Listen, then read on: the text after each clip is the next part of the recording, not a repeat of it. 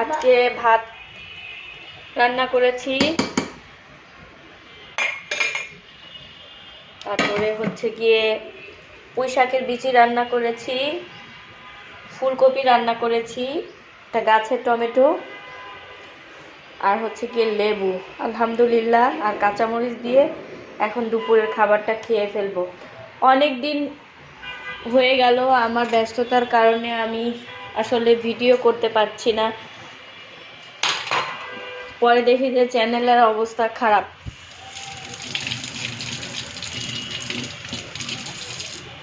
এজন্য দেখি কি করা যায়। আচ্ছা আম্মু এদিকে আসো তো একটু।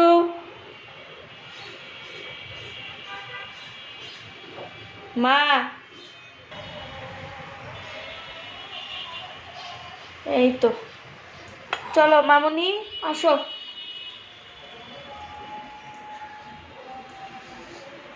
যে অবস্থা, অনেক কাজ বাকি, কিভাবে কি করব। এই গাছগুলো কাটতে হবে, কেটে ফেলে দিতে হবে। চলো আমরা বারান্দায় বসে খাই।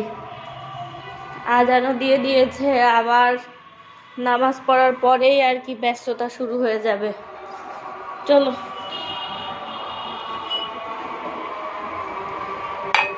সারাদিন এত নয়েজ হয়, কি অবস্থা সবার, সবাই মনে হয়